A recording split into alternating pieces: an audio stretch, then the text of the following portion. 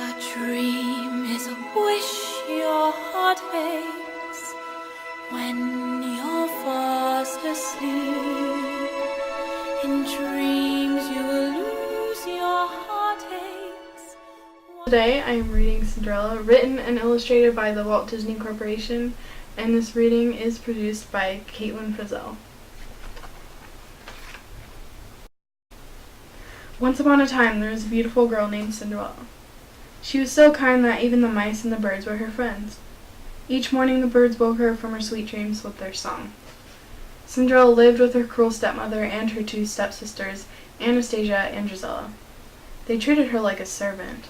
Cinderella had to do all the cooking and sewing and washing and scrubbing. Her stepsisters never did any work. One day a royal messenger came to the house. He brought a letter from the king. The stepmother read the letter. The king was giving a royal ball for the prince that night. Every girl in the kingdom was invited. "That means I can go," Cinderella cried. Her stepsisters laughed. "Cinderella, dancing with the prince," Gisela cackled. "She's only fit to dance with a broom," added Anastasia. "But the letter says every girl is invited," Cinderella insisted. "So it does," the stepmother agreed. "You may go, if you get all your work done, and if you can find something to wear." "Oh, thank you," said Cinderella. She quickly ran up to her room. Cinderella pulled a dress out of her trunk. "This was my mother's dress," she told the mice. "Isn't it lovely? It just needs some decoration." Cinderella's mice had never seen her so happy. A thin mouse named Jack thought Cinderella would be the prettiest girl at the ball. A fat mouse named Gus agreed. Cinderella took out her sewing basket. "I'll need a sash and some beads," she said. And then her stepmother shouted, "Cinderella!" Cinderella hurried downstairs. "Cinderella, wash the floors," her stepmother ordered. "But I washed them yesterday," Cinderella said. "Well, wash them again," snapped the cruel woman, "and dust the drapes and clean the windows and finish the sewing." The mice felt sorry for Cinderella. "Cinderella, do this, Cinderella, do that," Jack said. "Cinderella will never have time to fix her dress. Then her stepmother won't have to let her go to the ball. Poor Cinderella," Gus agreed. One of the mice had an idea. "Why don't we fix the dress for Cinderella? We can do it." All the animals agreed to help. Gus and Jack sneaked into the stepsisters' room. Gisela and Anastasia were getting ready for the ball. "This sash is old," Anastasia said. "These beads are horrible," Gisela said. They threw their things away. Gus and Jack took the sash and the beads. "Pretty, pretty," Gus exclaimed. "Shh!" Jack hissed. He was afraid they would wake Lucifer, the cat. But the mice made it safely back into the attic. Soon every beak and paw was busy. The animals measured and cut and sewed while they worked. Cinderella helped her stepsisters with their gowns. Soon it was time to leave for the ball. "Why, Cinderella," her stepmother sneered. "You're not ready. What a shame." Cinderella slowly climbed the stairs to her room. "Oh well, what's a royal ball?" she said. "It would probably be dull and boring," and Cinderella sighed. "Completely wonderful." But her dress wasn't finished. She couldn't go. Cinderella opened the door to her room. "Surprise!" shouted the mice and the birds. Cinderella thought she was dreaming. Her dress was beautiful. "Oh, thank you," Cinderella told her little friends. She put on the gown and hurried downstairs. "Isn't my dress lovely? May I go to the ball?" Cinderella asked. Anastasia and Gisela gasped. "Mother, she can't." "Well, we did have a bargain," began the stepmother. At that moment the sisters recognized the things they'd thrown away. "My sash!" Anastasia wailed. "My beads!" Gisela shrieked. The sisters tore at Cinderella's gown. They took back the sash and the beads. Cinderella was left in rags. Then Gisela and Anastasia went to the ball with their mother. So Cinderella ran into the garden. She tried to remember her sweet dreams, but she didn't think they would ever come true. Her animal friends had never seen her so sad. "There's nothing left to believe in, nothing," Cinderella sobbed. She didn't notice the lights that twinkled and danced all around her, but Gus and Jack did. They could hardly believe their eyes. The lights turned into a kind-looking woman. The woman patted Cinderella's head. She said, "You must believe in something, or I couldn't be here. And here I am, so dry your tears. Now where did I put my wand?" The woman was Cinderella's fairy godmother. Everything she needed to help Cinderella was right in the garden. The fairy godmother waved her wand.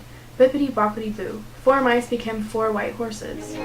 Bippity-boppity-boo. A pumpkin turned into a beautiful coach. A horse became the coachman, and a dog became the footman.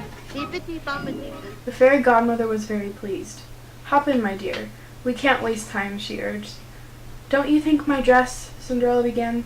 "Good heavens, child, you can't go in like that," said the fairy godmother.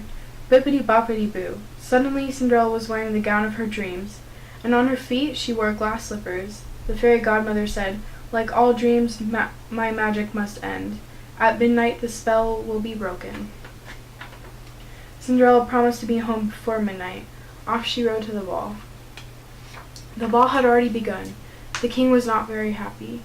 He wanted his son to marry. The prince had danced with all the girls at the ball. He had not fallen in love with any of them. "Love at first sight only happens in fairy tales," the duke told the king. At that moment Cinderella made her entrance. The prince stared in wonder. Here was the girl of his dreams. The prince asked Cinderella to dance. Cinderella and the prince danced around the ballroom. Everyone wondered about the beautiful girl. "Do we know her?" Gisela asked. "The prince seems to," Anastasia said jealously. "There's something familiar about her," the stepmother said.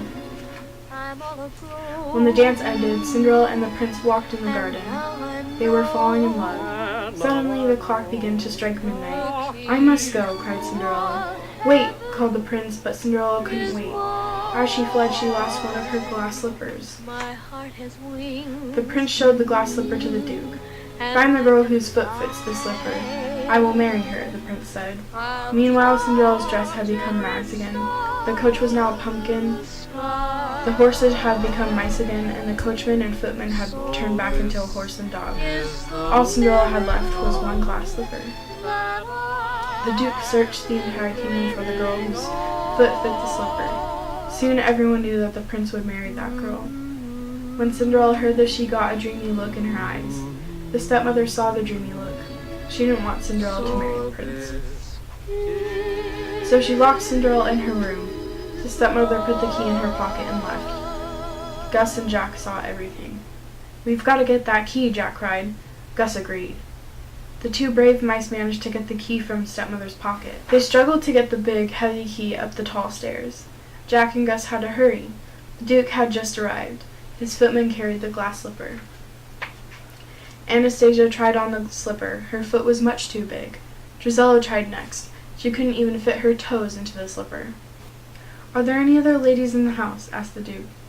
"There's no one else," the stepmother said. The duke was about to leave when Cinderella came down the stairs. Jack and Gus had freed her. "May I try on the slipper?" she asked, but the cruel stepmother tripped the footman. The footman fell, and the slipper broke. Luckily, Cinderella had the other slipper. Of course, it fits perfectly. Cinderella and the prince were soon married. It was Cinderella's dream come true. Jack and Gus weren't surprised because they always knew that if you keep on believing, that's just what dreams do. Thank you for watching. A dream is a wish your heart makes